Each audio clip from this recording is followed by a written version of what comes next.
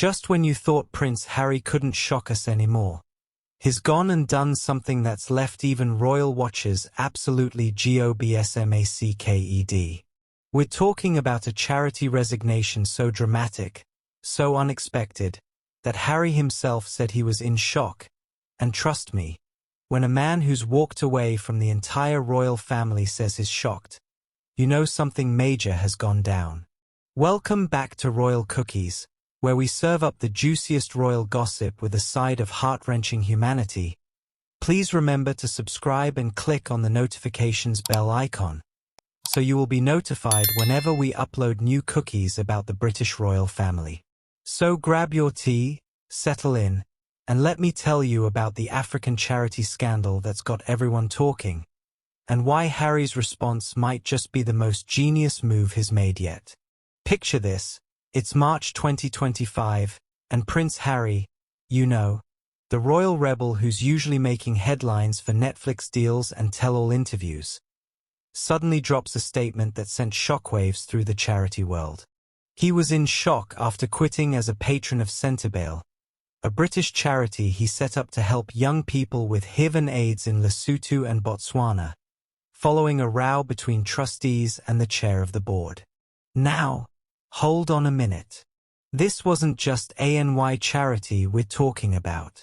This was Harry's baby, his pride and joy, the organization he founded in memory of Princess Diana.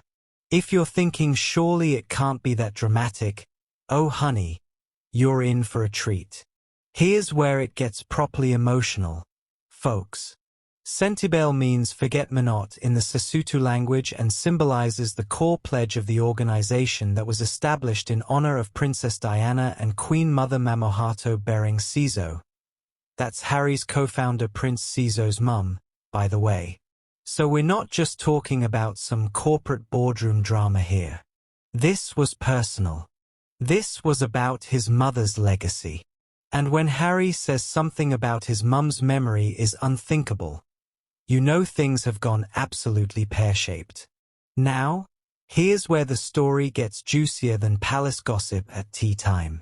Prince Harry and his Sentebale co-founder Prince Seeiso of Lesotho stepped down as relations between trustees and the chair broke down beyond repair. But wait, there's more. The resignation came amid allegations of bullying, harassment, sexism and racism made by the organization's chairperson against unnamed board members. Now, here's where things get more complicated than figuring out who's who in the line of succession. The whole situation became a proper he-said-she-said nightmare, with more accusations than a daytime TV courtroom show. But here's the kicker, and this is where Harry showed his learned a thing or two about handling controversy. Instead of launching into a Twitter war or giving explosive interviews, he and Prince Seeiso took the high road. They basically said, right, this situation is beyond repair, we're out. But we're not giving up on the young people of Africa.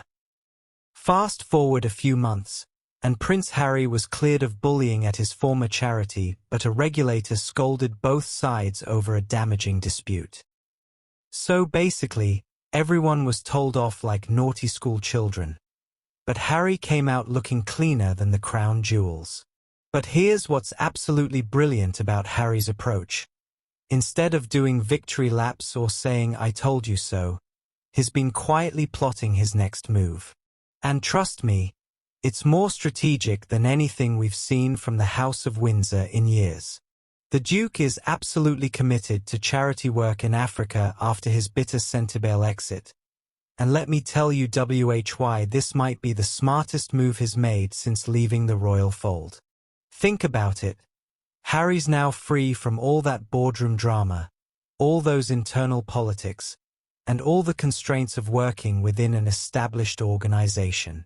He's like a royal entrepreneur who's just been handed the ultimate fresh start. You see, what Harry's doing here is absolutely genius.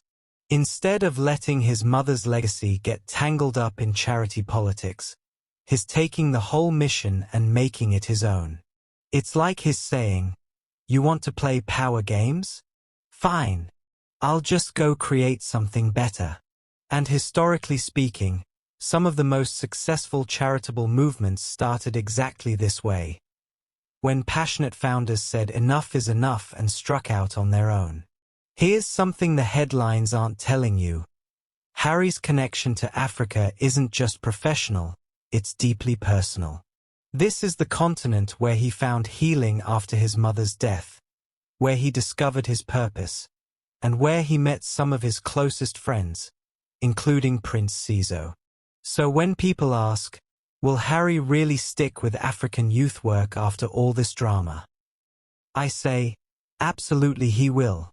Because this isn't just about charity for Harry, it's about honoring his mother, supporting his friends, and fulfilling what he sees as his life's calling. Now, let's talk about the elephant in the room, or should I say, the royal elephant in the charity room. What Harry's situation reveals is something that's happening across the philanthropic world. The clash between traditional charity structures and modern approaches to social impact. Harry represents the new generation of philanthropists who want to move fast, break things, and create real change.